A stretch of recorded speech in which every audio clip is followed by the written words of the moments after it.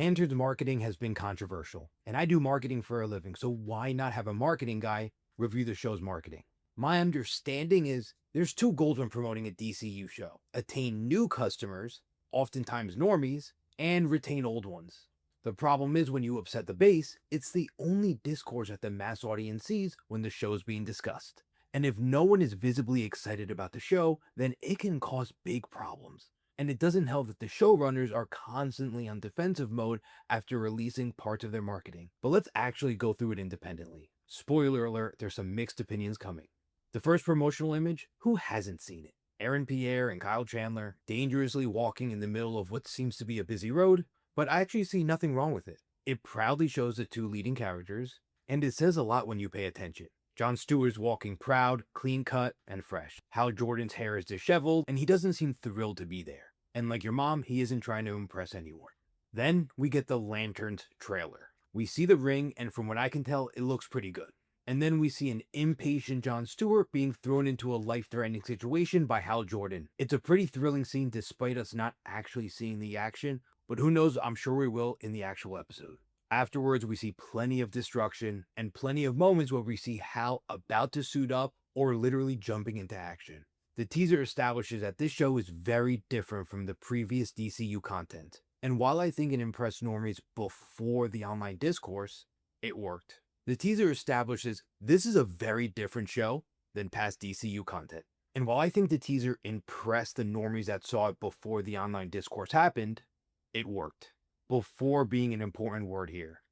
And this teaser really divided the fan base. By the way, hit the like button and hit the hype button if you haven't already. The trailer upset fans because we barely saw any green. And we didn't really see anything that screamed sci-fi.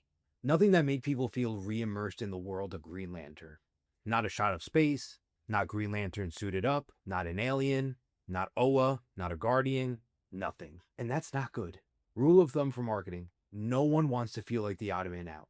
The majority of people don't want to feel like the only person who's interested in something. And vice versa, not many people want to be the only person that dislikes something. And what do you see when you scroll down to the comments of the teaser? Mockery, negative comments, endless commentary about it losing its space essence, the green, and anything cosmic. Guess what people think when they only see negative comments around something? Time is too valuable, this might not be for me. Then we get an overwhelmingly green motion graphic poster. And the tagline reads, "Only one can wear the ring." The point of marketing is to attain new customers and retain old ones.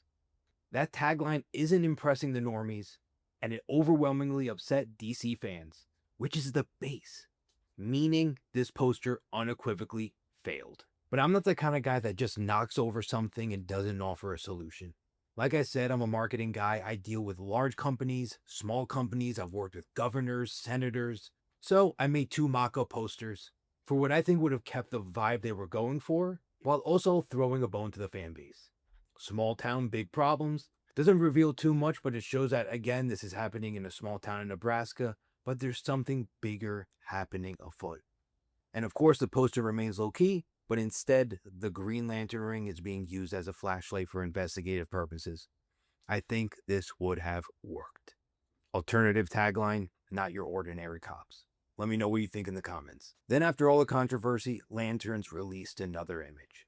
And at this point, you have to ask the question: is this for a Lantern show, or are they selling stock photos to Adobe? If I was them, at this point, I would have shown them an alien, a close-up of a sleeve, a Green Lantern fully suited up in the distance, not them just sitting down on a rusty platform. Now look, the creative team behind the show is awesome.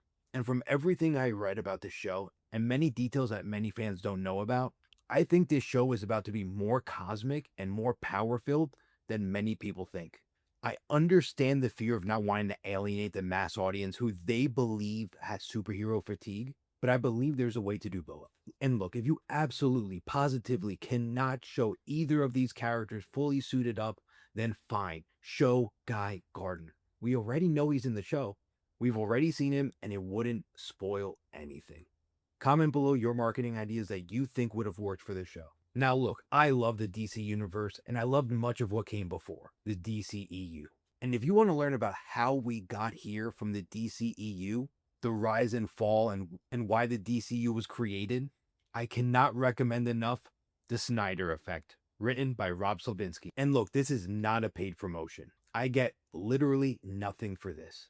I was allowed to read the book early, but with no expectations, just to provide my honest feedback. This is the definitive autopsy for the DCEU. And trust me when I say you will learn stories about the DCU that you never thought existed. You will learn what happened behind closed doors, which directly impacted scripts and movies that you saw. This book is available on Amazon, so check it out.